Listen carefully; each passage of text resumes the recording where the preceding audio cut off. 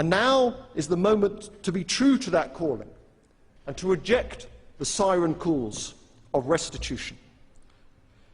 Enlightenment, civilization, cosmopolitanism, all these ideals, yes, Andrew, lofty ideals, high-minded ideals, demand the marbles remain available to all, free to all the world in the British Museum. Ladies and gentlemen, I urge you to reject this motion and remain true to the marbles. Thank you.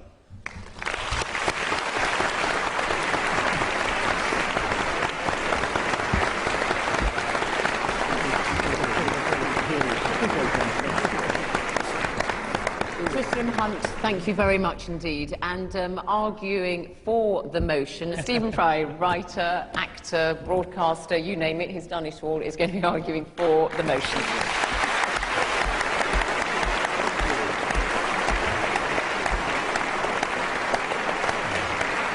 I was very disappointed. Dear Tristram Hunt, who's a marvellous MP and a splendid man and a very fine historian, he actually used the phrase slippery slope.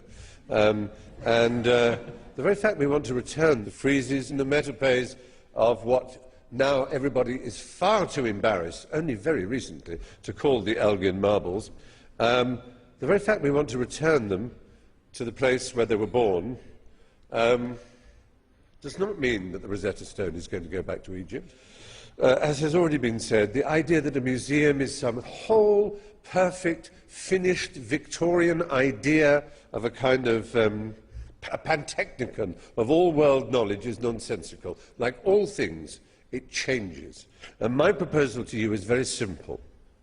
How classy it would be if you went in to the British Museum and in the place where now you see the friezes that Elgin took, you saw a film of how they were cast, because they can be cast, unlike a painting, which you can only photograph.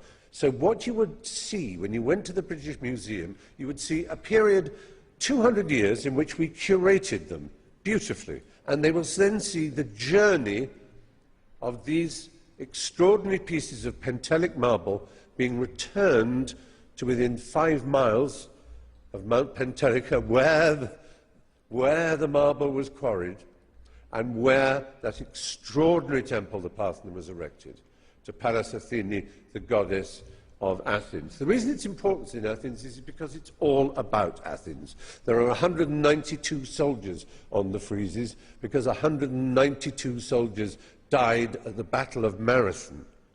And it was between the Battle of Marathon and their own defeat at the hands of the Spartans, between that period, Periclean Athens, that saw the rise of everything that our culture now depends on.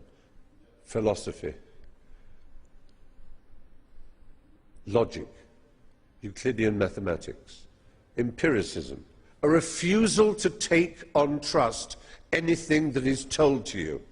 Socrates died by that principle. History, algebra, astronomy, justice, the Areopagitica, the hill up to which they went to dispense their justice. Every citizen available to do it. By no means was it a perfect society. Women did not have equal rights. Pederasty was rife. But heck, I was at a public school, there's nothing new there. So, the fact is, everything our Enlightenment is predicated upon Athens. And around that time, the Enlightenment, it so happened the Ottoman Empire had completely overtaken Greece. Now, the idea that it was a legitimate purchase by John Bruce, the Earl of Elgin, is like saying the American ambassador to the Netherlands went to Amsterdam when the Nazis had invaded and did a deal with the Nazi ruler of Holland to buy Rembrandt's Night Watch. And it was all signed, yes. We are the Germans, we own Holland, they are under our occupation, and you can have it, it's yours. And then Congress then said, yep, it's perfectly legal, we now own the Night Watch. Greece was under occupation 9 years after.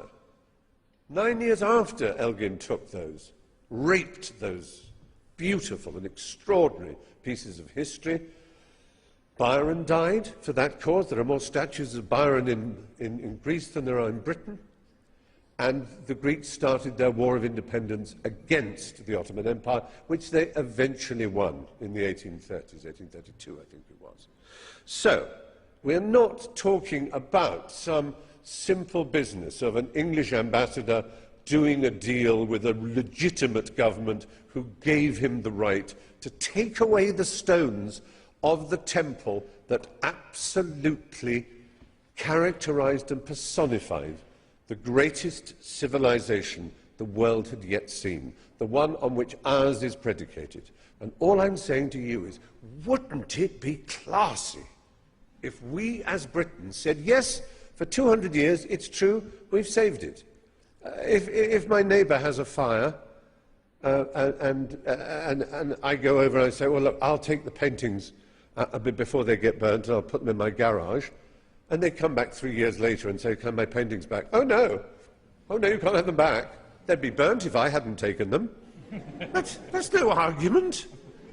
That's just beastliness. It's just beastliness. And perfidious Albion, which is the name by which Britain has been known for so long, this untrustworthy country that still has colonial ambitions, let's not be that anymore.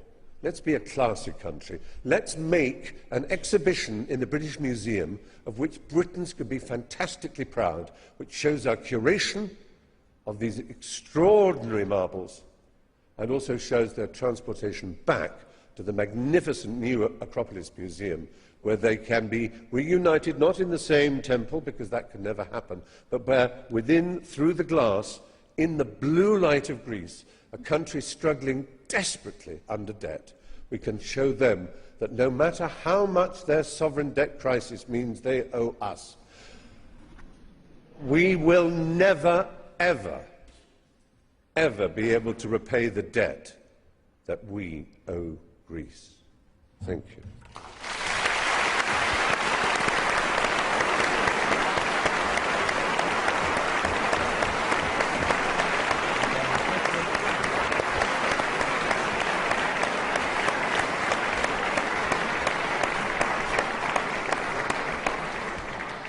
Now, making his opening statement against the motion is Felipe Fernandez Armesto, Professor of History at Notre Dame University in the United States. And your time starts now. Well, thank you very much for having me. I'm going to do what I usually do at these debates and desert the grandees and come down and join you. Gracious. Can the cameras...